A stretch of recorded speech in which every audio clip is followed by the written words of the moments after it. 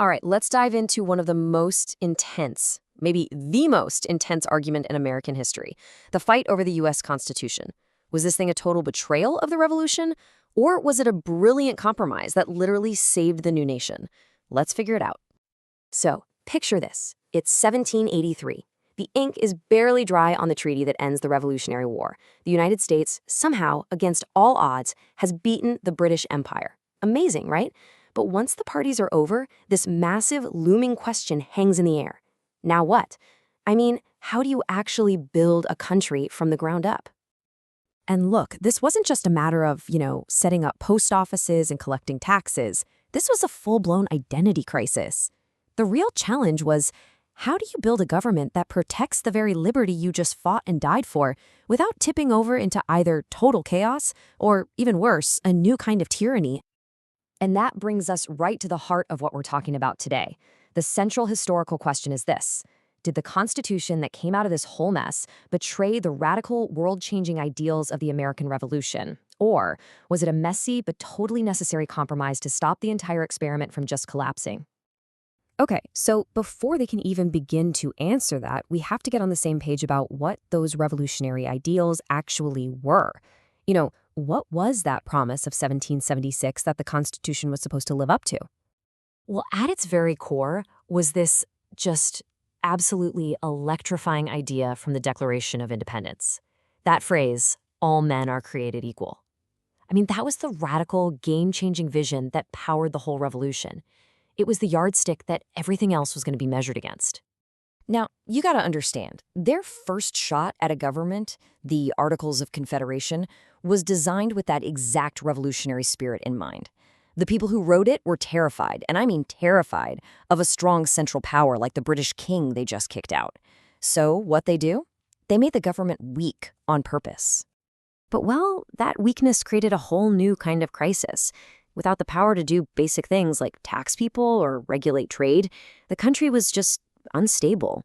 You had unrest, like Shays' Rebellion breaking out in Massachusetts, and a lot of leaders started to panic. They became convinced that a stronger government wasn't just a nice idea, it was absolutely essential for survival. So they all get together for what we now call the Constitutional Convention. But listen, this was not some quiet academic debate club. It was a total whirlwind of competing interests and backroom deals.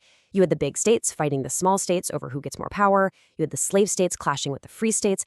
And hanging over everyone's head was this constant tug of war between the fear of tyranny and the fear of complete chaos. And this is where the debate really gets juicy. Historians have looked at the document that came out of this chaotic process and have landed on two incredibly powerful and totally different conclusions about what it all meant. Yeah, the fundamental disagreement really boils down to this. On one side, you've got historians like Jeffrey Rogers Hummel. His camp argues that the Constitution was basically a counter-revolution, a conservative backlash that rolled back the radical democratic spirit of 1776. But then, on the other side, you have historians like William F. Marina.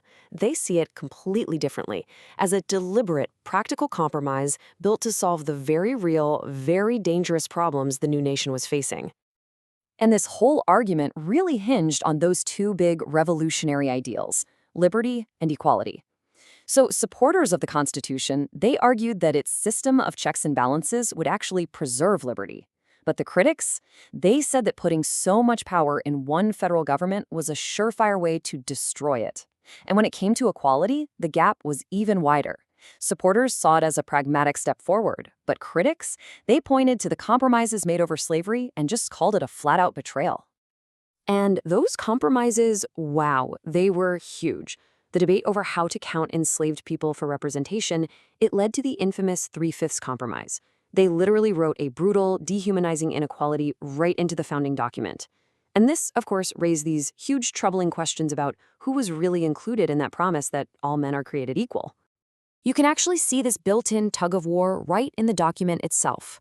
On one side, you've got the 10th Amendment, which is all about reserving powers for the states. But pulling in the other direction, you had these super powerful clauses that gave the new federal government some serious muscle. And that tension, that's what sparked the incredibly fierce debates between the Federalists, who loved the new Constitution, and the Anti-Federalists, who were deeply suspicious of it. Let's zoom in on one of those flashpoints. It's called the Necessary and Proper Clause. Sounds kind of boring, but it basically gave Congress this open-ended authority to pass pretty much any law it thought was necessary to do its job. To the critics, this wasn't just a clause, it was a terrifying blank check for a power-hungry federal government. And then you have this one, the Supremacy Clause. This one flat out stated that federal law is the supreme law of the land, meaning it trumps state law, period. You put those two clauses together and boom, you have a seriously powerful central government. This became the absolute core of the anti-federalist opposition. They saw it as a massive threat to their liberty. So here's the really crucial takeaway. The Constitution didn't actually end the argument, not by a long shot. In a lot of ways, it just built the official boxing ring for a fight that has basically never stopped. In fact, you could say the document itself laid the groundwork for the political battles that still define America today, that constant struggle between a strict interpretation of the Constitution that wants to limit federal power and a broad interpretation that wants to expand it. And that is exactly why this 200-year-old debate is still so important. This isn't just some dusty old history lesson. It shapes our modern arguments about how big the government should be. It forces every generation to ask, who is actually included in we the people? And it highlights that constant, delicate balancing act between liberty and order. You really can't understand America today without understanding this fundamental debate. So, that leaves us with this final thought to chew on. Is the Constitution a final answer, some kind of sacred text with all the solutions? Or is it something more alive, the document that officially kicked off an argument about power, liberty, and equality that we are all still having today?